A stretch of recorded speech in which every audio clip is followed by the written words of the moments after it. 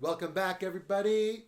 Streets and Eats, episode 99. Wow, we are so close to 100, I can taste it. In this episode today, we are taking you on one of our really best road trips from last summer, and that was in the northeast of North America. And today we're talking about Toronto and Niagara Falls. 2 days. Yeah, it was a lot of fun. We started in Wisconsin and we drove from Wisconsin all the way through and then into North America, and then we returned our rental. But we're not really talking about all of that. We're only going to talk about the Canadian piece, basically. A little bit about New York, but that's it. So, I have the trivia question for the day. Yeah. And Toronto is this bustling metropolis in Canada. It's beautiful, and it was the first time we had ever been there. That's right. We had been many places in Canada, but for some reason we had never gone to the big city. So we went to Toronto, and we did see half of this question. But apparently we should have seen both halves, but we didn't. There are two things that Toronto has so many of that you're never out of a 10-meter range from one of these two things. That's pretty ubiquitous, pretty far-reaching. So what would Toronto have so much of, so many of, that you are always going to be that within close? 10 meters of one. And this is the trivia question. So, Toronto, wintertime, super cold. It is cold in Toronto. Right on the Great Lakes, Lake Ontario, right? So maybe it is something like electrical outlets to plug in a vehicle. Maybe, but no. But no. Wow. Always within 10 meters. So we should have definitely seen these. Like I said, we only saw half of it. We did not see one of the other things, or at least I didn't, and I'm kind of glad I didn't. But we saw the other. Dogs? We saw lots of dogs. Lots of dogs. There's even a dog fountain. It's dogs, so I would say dogs and dog poop, but I didn't really see any dog poop. They did a good job cleaning up after themselves. Moose, bakeries. There's lots of bakeries. I wouldn't say every 10 meters, though. Wow. If it's every 10 meters, we're talking something that you're like... Well, you're on the right track for both those things. Coffee? Coffee. Yeah. What about coffee? Coffee grinder, coffee roaster, coffee shop, coffee cart, coffee cup, you name it. So, Tim Hortons by far holds the record for having the most profit share of coffee in all of Canada. Yeah. In fact, 60%. Wow. But, what other one? Maybe Starbucks?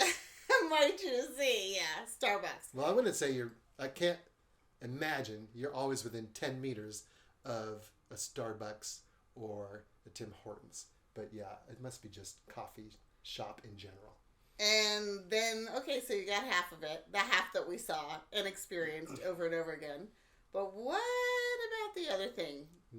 If it's It was akin to dogs, but not quite. Oh, I can't even imagine. I was going to say poutine until you threw out the animal reference. I think you do see a lot of poutine. You do. Okay, give me another clue because It's an animal. An animal. Every 10 meters, within 10 meters of you, you will see... At all times. You will see a... I didn't say you'll see it. We didn't see it. Well, there will be a mouse. Close. A rat. A rat. Really? Apparently, Toronto is overrun with coffee shops and rats. Coffee shops and rats. And they are pumped up, adrenaline rushed rats because they're drinking the coffee and eating the beans. But, that makes it sound negative. Toronto is a beautiful city. It's clean, gorgeous. Very walkable. With the day that we were there was simply... Well, we were there a day and a night and a morning. And all of that time it was stunning. 2 nights. There was no rain. Were we there 2 nights? Yeah. We got anyway, later it was in stunning. the day. Yeah. Yeah, beautiful weather when we were there in late... We were there in August. Late July? Early August? Yeah. Early August. Beautiful weather. It is Canada's largest city, so of course, yeah, you're going to find lots of coffee shops. And we did find lots of coffee shops and some really good coffee. Some really good coffee. So one of the local coffee shops that are very famous there is called Balzac's. Yeah. So we had to make sure that we went to a Balzac's. And when we did, we really enjoyed it. We loved the atmosphere. Yeah. We loved the coffee.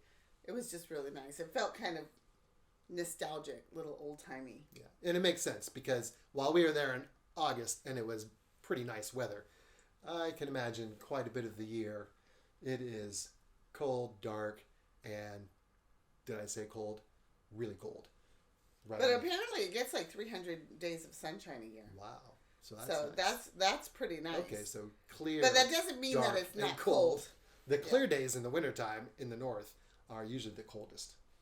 You need some cloud cover.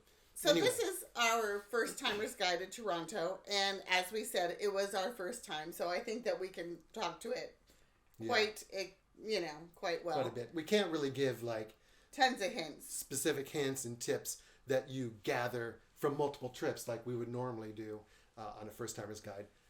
But I think we did a pretty good job researching going into it, and we covered all our bases. We only had really a full day and a morning there, and we filled it up quite well. We did, and we really enjoyed ourselves.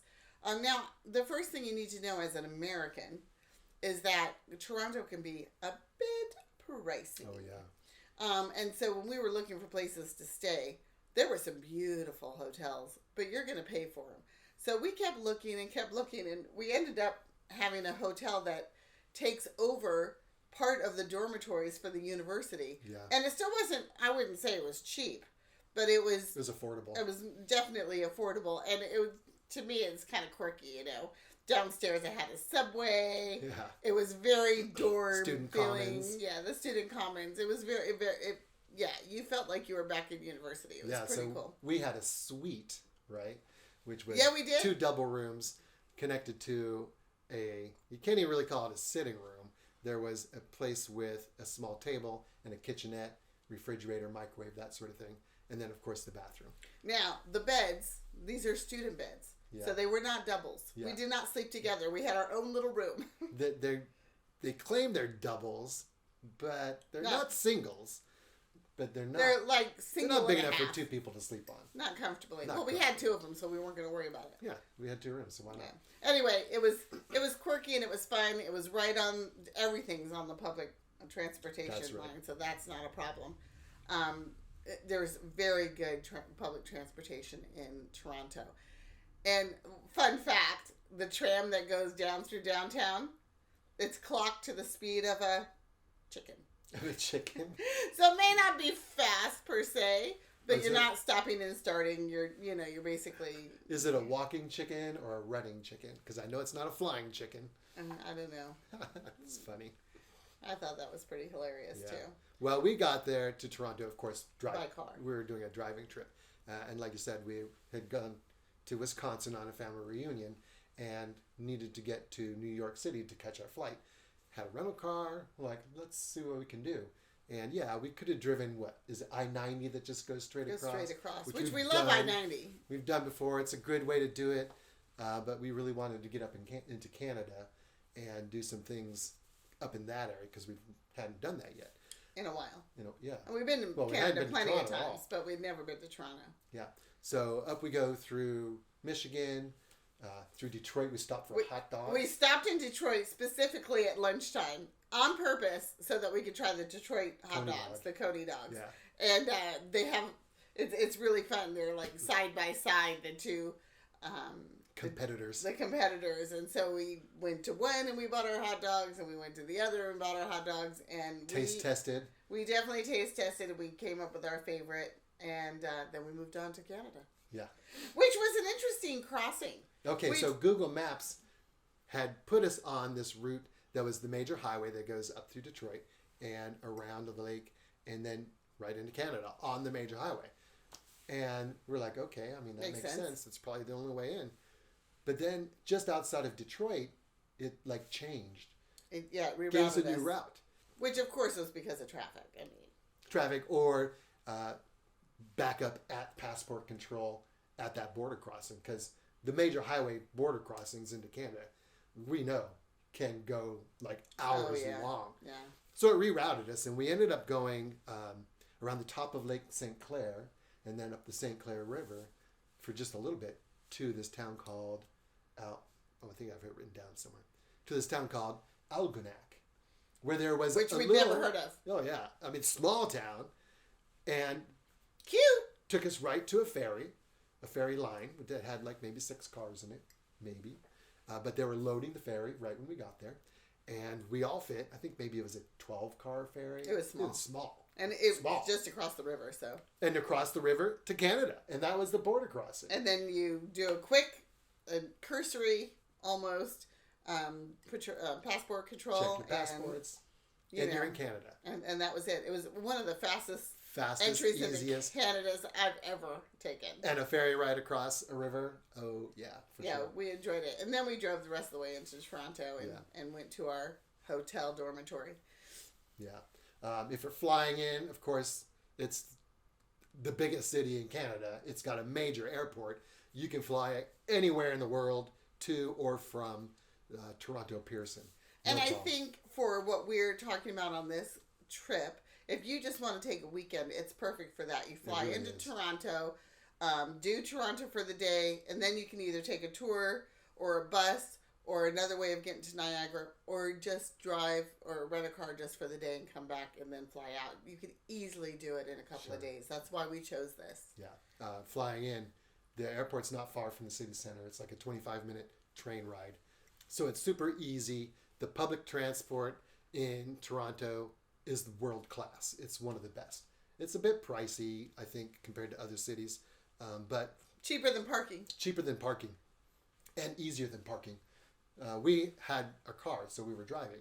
So we didn't drive everywhere we were going, but we would drive to one spot where we wanted to do a couple things, park the car, get out, explore, and then later move the car to another spot, get out and explore that area. Because it's a pretty big city, and even the old town is quite large. So you need to move around quite a bit. If I was just going for a weekend and I was flying in, I would definitely just stick with public transport. Yep. You can get everywhere on public transport. Yeah. Like I said, we stayed in the residence and conference center at Seneca College, which worked out really good. They had a nice parking lot. Beds were comfortable. It was on the public transport line. So that's a good option unless you're there during the school year. I was going to say, it's a good option for the summer. So then if I'm looking for hotels, I would go, and I couldn't stay there, I would go to our standard algorithm, which is in a city somewhere near a metro or a good bus stop, and without too many connections to get places, good price, good ratings. If you do have a car, parking, of course, that sort of thing. And there's lots of good options. Plenty of options. There are more expensive the closer you get to the center, so it's always a good idea to go a little bit further out, but on a metro line that takes you to the center. And they go quite a ways. I mean, Yeah. it's really good public transportation, so don't let that stop you at all. Yeah. And once you get into town, of course, it's a hop, skip, and a jump to the next place on public trans. And there's a nice river promenade to walk on. There's ferry boats. There's all kinds of things that you can have fun with. Yeah.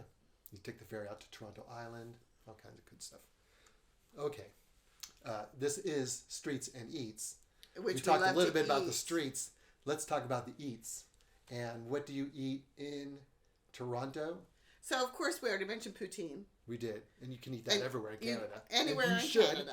And you should. And it's good. And it's like this thing that, why hasn't it really made big in the States yet? I don't really get it. We should be borrowing that. That is so good. Yeah. Of course, it's the land of maple. So if you're going to have breakfast, there's plenty of maple syrup types of options, or cinnamon rolls or things like that, which we tried a few at the coffee shops. Those were fun. And then there's some different ones that you get just for going to Toronto, or at least as far as I know.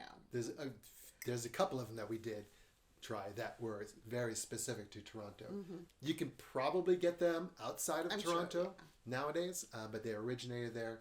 Number one of those has to be the pea meal bacon sandwich. So, I mean, it doesn't sound like, I don't know what it is with the way they call things, but it doesn't sound that appetizing to me. Pea meal?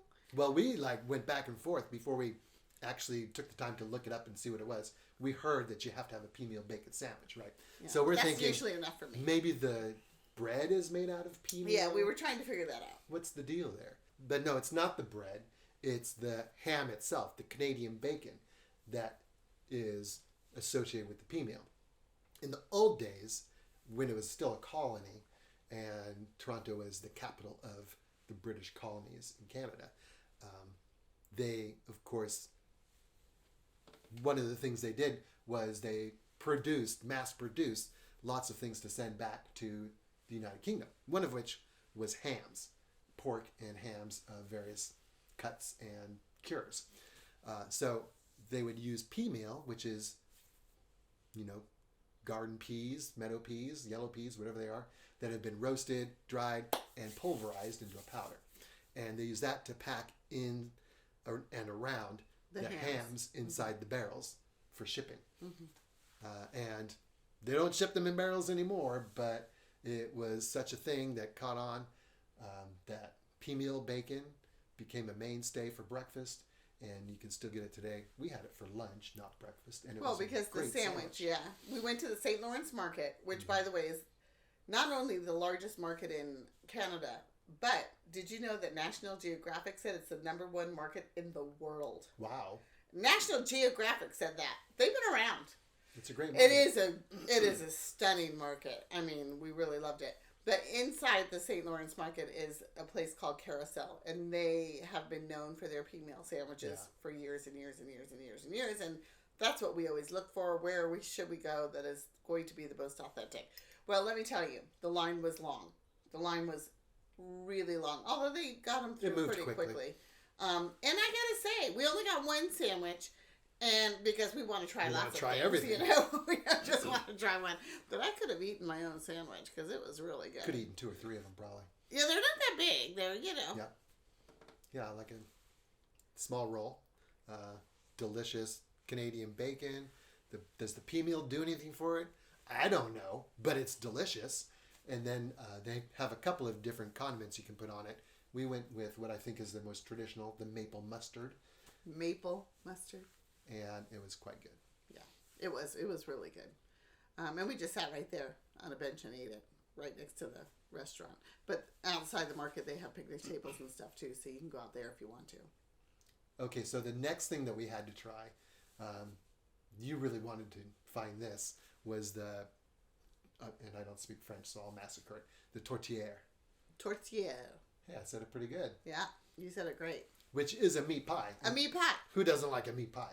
I love a meat pie, but when I think about meat pies, I really think of, British pies. Yes, hot, and gravy inside, juicy and succulent and delicious meat. Served at a pub with some beer. But no, that's not what it was. No. And we had a hard time finding it, actually. We ended up having to drive to a bakery. There were a few places that we found. One of them was only a takeout place, so we did go in there. And if we'd had an oven, we probably would have bought it there because their stuff looked amazing, but we didn't have an oven. We just had, as Jim said, a microwave. Yeah, the first place we wanted to go, I think, was the Papillon, which was downtown. But it didn't open until dinner time. And I think that was the big issue we found, was that it was served at dinner, and we had other plans for dinner already. So that wasn't going to work for us. So yeah, we drove to quite a few different places. Yeah, we finally found it, I think, on the 3rd or 4th. Anyway, the one that we did find was really, really good. And I mean, I don't know how to explain it. It has pork in it. It's in a pie shell. Beef. It's good. It's usually got beef, pork, minced or chunks, potatoes sliced, kind of like a scallop potato, and onion, garlic. It was yummy. And it was a good lunch. Flaky crust. Well, good second lunch. You can't beat that. Yeah, where did we have that? We had that at Patisserie La Signon. Yeah, there's lots of patisseries. I could have gone to every single one of them. Yeah, it was quite good. That's also where I had my bar set for almond croissant. Oh. That almond croissant at that patisserie. And we had a lot after that because Jim was like, whoa. He was on a roll. It was amazing. And I thought, this is what all almond croissants are like? I found some close, but never one as good. And even here we live right now in France now, and trying the almond croissants there, they actually have a couple of different kinds, so you have to find the one that has the almond paste inside along with the almonds on top. It makes a difference. Anyway, those are really good. Really good. And yeah, that is what set the bar high, because it was it was melt in your mouth delicious, along with flaky pastry. Come on. Yeah. Okay, well, we should say the tortilla is not specific to Toronto. It is a French-Canadian thing that actually came down the river from Quebec and became very popular in Toronto. So we were in that area. We weren't going to Quebec. We wanted to try it, and we did. And we've been to Quebec. We loved it. I've been to Quebec at least 2 or 3 times. I think Jim's been twice. Twice, I think. Yeah. So, but we haven't been in a number of years. So, anyway, it was Toronto's turn. That's right. Okay, the next thing that is Toronto is butter tart. And whenever you look up anything for Toronto, you're going to see them mention butter tarts, or where you can get the butter tart next to the museum, or where the... Right. I mean, they really are into their butter tarts. And I thought, I am not leaving this city without trying a good butter tart. So again, we had to drive to a bakery that we wanted to find the best butter tart. And I think we tried 2 or 3. Because different bakeries. Because, you know, when you're looking at reviews and stuff, it's kind of hard to say which is the very number one. Well, everybody's got their own idea of what is the best butter tart. Should it be chewy in the middle, or should it be creamy in the middle? Should it be crunchy on top or chewy on top? And what should the outer pastry shell be like? Should it be flaky and crumbly, or have more texture? So I think it's really dependent on what you really like. So we ended up trying a few. Again, we were looking later in the day, so kind of like which is probably not a smart thing to do. Kind of like the problem with the tortilla. Tortilla was that they were sold out at a lot of places. So we did end up going to quite a few bakeries, but we did find 3 and tested them. There was a difference in each of the 3. Every single one was different. Yeah. But they were good. Okay, so what is it? A butter tart is a sweet tart. It consists of a filling of butter, sugar, syrup, and egg, baked in a pastry shell. It's pretty small. It's not a 1-biter. It's probably like a 3 or 4 biter. 4 bites, yeah, 5. Maybe 5. For me, 3. I can do it. For big mouths. Yeah. It is chewy and delicious, yummy, scrumptious. If you want to kind of put it in some context, it's kind of like a pecan pie without the pecans. Without the pecans, yeah. It was good. It was really good. I don't know that I would eat a lot of them. Yeah, you're not a big sweet person. Because they were a little sweet for me. I loved it. And with a cup of coffee, you know, you're never 10 feet away from another cup of coffee. It would be really, really good. But I like some of the other... I like more of a savory kind of dish. Yeah. So we did end up finding them at Dudu's Bakery.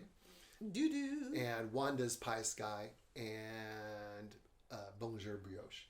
And as I recall, Bonjour Brioche is the one that I like the most. Yeah, it was good. Okay, so you're not just going to eat, although you could. Because it's an amazing place to eat. And Toronto is one of the most multicultural cities, not just in Canada, but in the world. For example, I think a lot of people who go to Toronto are really good at Chinatown. And we walked through Chinatown and it was really pretty. But of course they have great dumplings and great noodles and all that stuff. Now we had just come from Southeast Asia. Yeah, so that wasn't for us we were looking more of a more traditional Canadian theme versus an immigrant type of ethnic food. But I'm here to tell you, I came close to trying a few because they did smell amazing. Yeah. Dumplings, I can almost eat a dumpling a day. That's right. Yeah. Any ethnic food you want, you're going to find it there. You want to see something while you're there. And we had a pretty full day. And remember, in the summertime, you have a lot of sunlight hours. Mm-hmm. So you can definitely get a lot done in one day. Mm-hmm. So one of the things we did, I think the first thing basically... we did was we went to the Royal Ontario Museum, and each province has their own branch of their Royal Province Museum. Right. And we've been to a few of them, and they never disappoint. And it could be a little pricey, but we're looking at the price list, and we're thinking, you know, how much do we really need to do? So we noticed that the whole first floor was free if you just stayed on the first floor. And I mean, it's a huge museum, so I figured, and by the way, the First Nations exhibit was part of the free part of the exhibit. So, and that's what I was the most interested in anyway. But it had some Chinese history in there. It had the First Nations, and it had quite a bit. So we ended up not paying Right. to go because we thought, hey, if we can go to this museum for free, let's do it.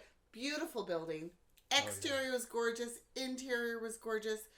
It's funny, I didn't really think the exterior is like modern and cubicle. On one front, but on the other, it's the old building. Yeah, and that was what I was going to say. The interior, you can see more of the old building. Yeah. The arches and it was just really, it was beautiful. So that's a really good tip. If you don't have a lot of time, you're there only for a day, you may not want to spend 3 hours all your time in one museum. Exactly. Then you could easily spend 3 hours exploring the whole museum. Oh, you could. I mean, they had a cafeteria in there, cafe, and they had, you could easily spend a lot of time in there. But for us, with our limited time, our only 2 days that we were spending to go to Toronto and Niagara, we figured, hey, we'll just go to the free part. And I thought it was a nice taste. Yeah. Well, the main exhibit we wanted to see was the First Nations, which covered art, culture, traditions, history. Clothing. There was a big thing on there. Yeah. Clothing. Very, very, very big, good, widespread, lots of exhibits and artifacts. Like I would pay just to go to that museum by itself. And that's really what we wanted to see. Did we need to go to Toronto and see Chinese artifacts, Egyptian artifacts, things from around the world? No, we've been and done that in other places. So my number one tip for Toronto is just do the free portion of the museum. It's well worth it. Well, on the weekend, if you're going to spend more time there, you might want to do more. Or if it's raining out, we had a gorgeous day, you might want to spend more time there. And there's not a reason not to do it if that's what you're into. But at least go. At least, at the minimum, go. Get there for the first floor. The first floor. Definitely. And right outside the Toronto Museum, right across the street, was a ceramics museum, which looked like a lot of fun. We didn't end up going there, but we did read about it, and we came this close. Yeah. We just were so, crunchy on the time that we just didn't. Well, one of the factors was that you could do workshops. Yes. And which sounded like a lot of fun, but none of the workshops lined up with the time that we had to do it. So that really was the major factor. So if you're interested in that kind of thing, which I think it was good for kids and adults, just check their website ahead of time. I think it was called the Gardner Museum. Definitely, yeah, it was. And definitely something you would need to plan before, I think. So yeah, the museum is right. Also, on the other side of it, not where the Gardner Museum is, but on the other side is the major university and the Philosopher's Walk, this beautiful walk through a garden path that goes through the university grounds. Which is well trodden. Beautiful. Everybody was walking there. It was stunning. Yeah. Stunning. Well worth a quick 20, whatever you have. Walk. You could go for as long as you wanted to go and come back or whatever. But yeah, easily for just a 20-minute, greenery in the city kind of. Carry your coffee in and find a park bench. Because there's a coffee cup every 10 minutes. That's right. That's right. Okay, the next place you're going to want to go is the St. Lawrence Market. After you've been to the museum, it's lunchtime, you want to eat. And the St. Lawrence Market is the place to do it. We talked a little bit about it. It is a very large market. If you're there during the week, really your only choice is the South Market. That's open every day, I think. And that's where all the vendors are. That's where over 120 stalls and shops are in there. You can get any type of food, any type of produce. I mean, there is some delicious stuff in there. There was homemade pasta. There was all kinds of stuff that, I really wanted more and more and more. But, we held back. You can only eat so much. We did get, one of the best peach juices of the summer. Oh, so good. Because you love a good juice. And I love peach. Leaving Vietnam, we were a little bit kind of thirsting for juice. Fresh juice. And summertime in the States, of course, you want a good peach. And we just weren't finding good peaches last summer. No. But that peach juice hit the spot. It was really good. It was really good. There's also the North Market, which is the main Sunday market. So farmers market. If you're there on a Sunday, you definitely want to be there for that. The other market is the oldest building in the market, but it's mainly just a venue. So yeah, we walked all over and it was really good. Everywhere we went, we're always looking for good food, so we found it. Yeah, and it's open from dawn till 5 at least. And I think you can still get some food later in the South Hall. So one place that you would think that everybody would want to go when you're in Toronto is the Hockey Hall of Fame. Well, we're not real big sports fans. We're really not. And I love that it was there, and I thought about going, but we kind of talked ourselves out of it. From the outside, it looks really cool. It was going to be $25 a person, $25 a piece, which, I mean, we're used to paying for good museums. But not really having a tie-in to hockey for us didn't seem like the best way to spend our money. But you can still walk through the shop and the main lobby, and there's quite a bit to see just walking through the building if you're not a hockey fan. Well, there's this whole area that's a shopping part that is for the hockey fans. And, like, there's a Tim Hortons in there with hockey paraphernalia around. There's, of course, the team store altogether that has all the different jerseys from popular teams. Hockey pucks. Really cool things. We enjoyed doing that, actually. And I thought it was well worth doing. But, yeah, we passed on the actual After a little more research, I found out that there are a couple of games inside where you stand and shoot at the goal with a real stick and a real puck against animated goalies. So you're trying to beat some of the best goalies in the league. Well, you got to do that with the kids, of course. Or you can be the goalie and try to block shots. That sounds like fun. Not even being a hockey fan. We like to be kids, though. Might be worth it, for sure. Okay, another place you're going to want to go is the Nathan Phillips Square, which is the main square in the center of town. The old City Hall is off on one side, new City Hall is off on another. Just beautiful old buildings all around it. It's a really lively space. In the summertime, there's street performers, there's food. And this is also where you're going to find the big Toronto sign. Those 10-foot letters, colorful, lit up at night, in a mirror pool.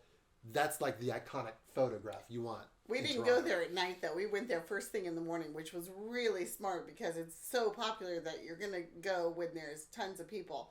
And I was like, I am not leaving here without that Toronto sign. So first thing, when we woke up in the morning, we said, let's head over. Well, first of all, we did sunrise at the park. Yeah. What was the park name? Tidwell, I think. Yeah, and that was really cool. You'll see our pictures. Trillium. Trillium is what it was called. Beautiful. And there were quite a few people out there, but not that would get into your photos or anything. Yeah, no. But there were enough. I mean, it was a popular spot, and it was beautiful. It was gorgeous. And so we did go there first because we were actually there before the sun rose. And then as soon as the sun rose and we got our shots, we went then directly to the Toronto sign. And Jim didn't park because there was no parking right along the area.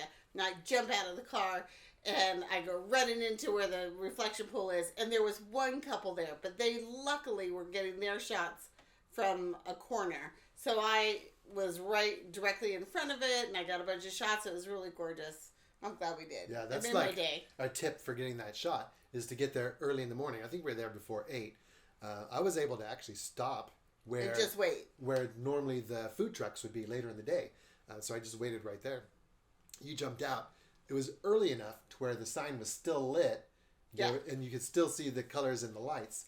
That is like the perfect shot. It was well, you'll see the shot, but we really enjoyed it and I thought it was a good idea. Yeah. Well, that Trillium Park, that really was, without driving further away from the city, I think that was really the best sunrise and maybe sunset view of the city. We went out for sunrise for sure. For sunrise. And the sun was, of course, coming up behind us. So as it was coming up, it was lighting up the sky. The clouds were pink and orange. And it also lit up the city skyline across the water because there's just a little bit of water between you and the skyline. And it was gorgeous for sure. So there are a lot of green spaces in Toronto. We talked about the Philosopher's Path, Trillium Park. One of the ones that's right downtown that was just so cute was Bercy Park. And here's what I liked about Bercy Park.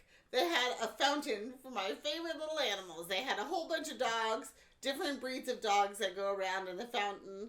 And they're chasing a bone, which is at the top of the fountain. And you can't leave out the cat, so there's one cat in the fountain as well. It's just really cute. Really quirky. Yeah. That's why I guessed dogs at first. Yeah. Because of that fountain. Definitely worth a gander. We pretty much had done what we came to do in Toronto.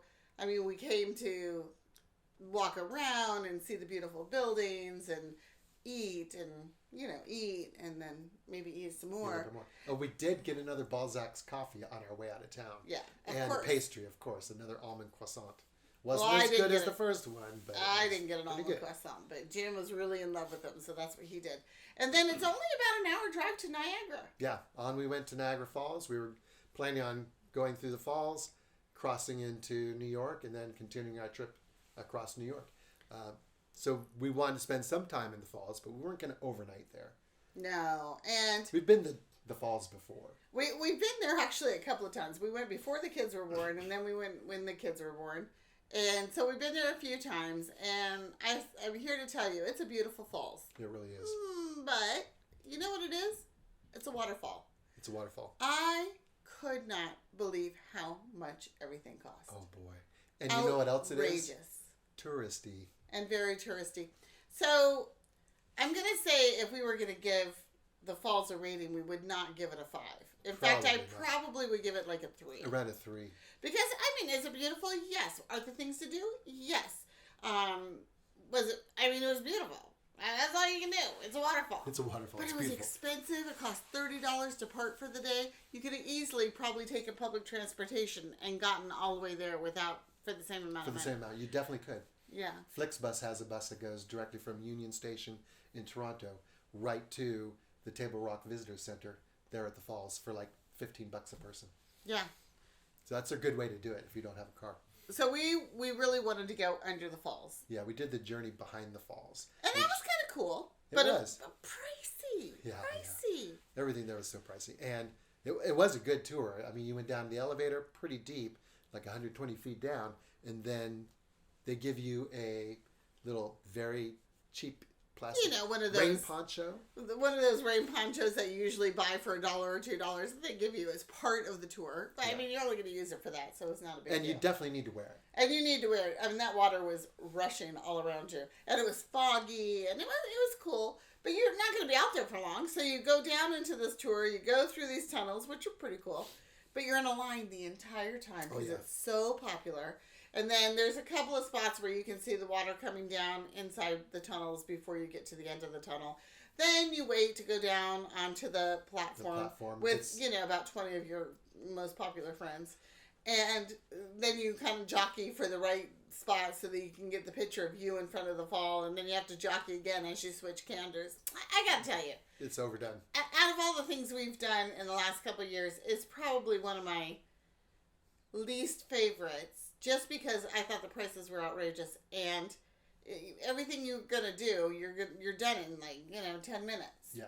But you're fighting crowds to do it. Now, what I would recommend for Niagara Falls for visitors is just go. You can find parking on the Canadian side. You can find parking further up in the city, and then you can walk down, or take the funicular. Inline tram line, I think it's called. And then you just do the Falls View Trail, which takes you from the top of the Horseshoe Falls all the way down to the Grand Observation Point. Mm-hmm. So you get, as you're walking down this trail, which by the way is free, you get spectacular views of all the falls all the way up and down the trail. That's definitely worth a stop. Get out of the car and do that walk. It's an easy walk. It's not strenuous at all. And you get magnificent views. Unless you really, really, really want to get wet. Yeah. I probably would not recommend doing the journey behind the falls. Again, well, even if you want to get wet. Because it's expensive. I would say don't do the journey behind the falls. Instead, do one of the boat cruises. They were about the same cost. It's about the same price. And the boat cruise takes you right to the base of the Horseshoe Falls. Spectacular views. You get nice and wet. It's kind of iconic. If that's what we didn't do that on this trip. Yeah. But it's definitely something that's probably worth the money. I'm going to tell you, one of the things I liked the most, though, they did have lots of good signage. They had lots of places to take Instagram photos. It was very catered to that tourist, that Instagrammy, I want to document everything. They had plenty of stores to buy lots of stuff. They had cafes and restaurants galore. Mm-hmm. You could spend a lot of time there. It just isn't really our cup of tea, so to speak. I love a good waterfall, but you see it and you've seen it. Yeah. What I did enjoy, though, is when we were all finished, and we're driving down the part that Jim was talking about where you can walk along it. Yeah, the parkway. You have to turn right to go into the United States. Well, you're crossing a bridge, and as you cross the bridge, you can see the waterfalls. It's the best view. It's like one of the best views, and you're just like going into the United States. So what you could do is you could walk across the bridge. That bridge. That's right. So if you're coming down, like he said, and you're just taking public transportation into town, you could actually walk along the promenade and then go and walk along the bridge and turn around and walk back and still get some spectacular views. And then you don't have to go onto the American side where they have the viewing platform. We didn't even check the price. The Canadian side is definitely the best views, for sure. It is. It is. It really is. It was pretty. I don't want to denigrate it, and I know a lot of people want to go there. It's just that I thought it was really, really more expensive than it should have been. Yeah, in my just opinion. overdone. And, the number of people that they're getting there, they don't need to charge that much, and they'll still make a lot of money. Exactly. I mean, I don't know what it could cost to upkeep those tunnels under the falls, but it can't be that much. So we paid $30 for parking for the day, but I'm going to say we probably spent a total of maybe 2 hours walking up and down the promenade, looking at the statue of Queen and Nikola Tesla. And Nikola Tesla. My favorite guy. Things like that. I mean, I think we made the most of it and we enjoyed it to that point, but 2 hours was plenty. Oh, yeah. It was not worth $30 worth of parking. And then we were like, should we eat here or should we go on over to the American side and eat there? What should we do? But we decided to move on at that point. And then we didn't end up eating. There was no place to park on the American side. At least in Canada, there were places to park, but not on the American side at all. So we were like, okay, we're done. We're done with Niagara Falls. We're out of here. So we went into Buffalo. And Buffalo is kind of maybe a rundown little city a little bit. Seen better days, I think. I think it's seen better days, but has some good food there. I think we had two things that were really worth mentioning. Yeah, and I think that because of those two things that we really wanted to try, nothing really was very enticing in the Niagara area. Because we already knew we really wanted to go to Buffalo, too. So you're going to Buffalo. Spurred us on. You want to have buffalo wings, right? Yeah, that's where it was originated. And you have to go to the bar. The Anchor Bar. Where they originated, the Anchor Bar. So that's what we did. We got there for lunch, and we had an order of buffalo wings. That we shared. A lot of people, of course, get their own, and it just depends on how much you want to eat. But we knew we were having more food, so we got one to share. We tend to do that because that gives us opportunities to try more things. Exactly. But it was really a cute little bar. There's placards that tell the history of how the buffalo wing originated, and it's got like a nostalgic feel to it. It's got different rooms and stuff. It was well worth going to. I enjoyed that. And there was a lot of people there, and there were kids there. You can take kids, even though it's a bar. I wouldn't take them maybe in the evening when people are drinking more, but during the middle of the day for lunch, it was just fine. And there were a few kids there, and they were enjoying those buffalo wings. Yeah, and you can make reservations. We didn't. We weren't there too late in the afternoon. We were pretty early, actually. And we were able to get right in and get a table. But as we were leaving, it was getting more and more full. It was. And they were definitely checking people coming in and asking if they had reservations. So not a bad idea. So we have some good friends from Buffalo, and we were introduced to buffalo wings not long after they were invented, maybe only a few years, and our Buffalo friends made them for us, and we were like, well, these are pretty good. And at the time, it was not a phenomenon. Now everybody has buffalo wings everywhere. So that was pretty cool that we had that connection. But I'm going to say it was not my favorite thing to eat in Buffalo. No, they were good. They were good. But they were not the favorite. They were not the favorite. That honor goes to beef on weck. Which, have you ever even heard of that before? I had never heard of it before. I have another friend who's from Buffalo, and she's the one that told me about Buffalo. For a town that's felt so kind of like depressed and seen better days, and maybe this is why. Maybe. We know a lot of people from Buffalo. Yeah, they don't not live a lot there of anymore. people in Buffalo. But anyway, she told us, make sure you try beef on weck. And so, we found the place where it also originated. Yeah. Oh my goodness, what a cute little American cafe, diner-ish style. you walk in the front door and there's a few tables on the side, but you can look over into the kitchen and see them slicing the beef that they've cooked for, I don't know, 20 hours or whatever it is. Slow roasted, juicy. But it was so popular. It was crowded. I didn't get to go in. Yeah. I had to sit with the car because there was no parking. There was no parking. There were no free tables. And the line was out the door. So, I mean, I didn't even get in right away. Yeah. And then so you walk through, and it's kind of like, any other kind of takeaway situation. And you give your order, and then you kind of stand by and wait. But it was so cute. And it looked delicious, and everybody I saw was getting the beef on wick. And I mean, there was lots of choices on the menu, but they were getting the beef on wick, or at least one of them, and they were enjoying it. I couldn't wait to try it, so I grabbed everything. Jim and I drove down the road to a little prettier place to park. Yeah, had a picnic. Because we couldn't actually park in the parking lot; it was too full, and had a little picnic. And I'm here to tell you, I wish we had tried it before we left. Because I would have sent you in for another one. We would have gotten two. Because so we only get one because we're always trying new things, and we want to make sure that we have enough room in our tummies for anything that we want to eat. But in this case, both of us were kind of like, we were even debating, like, should we go back and get another one? But, we didn't. Yeah, the lines. Okay, but don't go to Buffalo and not get beef on So a little bit of specifics about this place. Where we got it was Charlie the Butcher's Kitchen. And this was, like you said, a small little diner type place. Kind of, I mean, not the middle of nowhere, but sort of was not in a town. It was kind of in between towns. Yeah. It was a little bit outside of Buffalo. Outside of Buffalo. And they have other outlets, but that was the original. Right. And it is not a tourist destination. But there were a lot of people there. But there were a lot of people there, and it was, you could tell that was like, you got lunchtime. You're going to Charlie's. It was so good, you guys. And there's a good reason for it. That slow roasted beef. The bun was like perfectly flaky and crispy on the outside and soft on the inside to soak up all those juices. And horseradish at just the right bite. I want one right now. Oh my gosh. I could eat 3 right now. But did we talk about everything that we said we were going to talk about? Okay, so just to recap, what we did was we were on this just a couple of days, just a little jaunt into Toronto because we could. We had the time.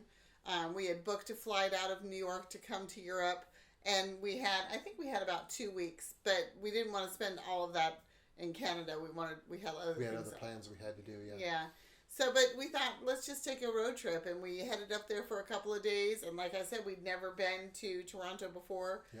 So it was a lot of fun. It was a beautiful city. I would certainly go back to Toronto. I mean, it was gorgeous. Yeah. And then, if you're in the area and you're heading from Toronto to the States, you're going to go to Niagara Falls. There's a major border crossing. Even if you just go to cross the border at Niagara Falls and go across Rainbow Bridge and get views of the falls. Which you should. I mean, you should do it. That's probably the best way to get into the States from Toronto. And then you're in Buffalo wings. And don't forget that beef on wick. Yeah. So much fun. Beautiful. It's a great weekend. Do it. Yeah.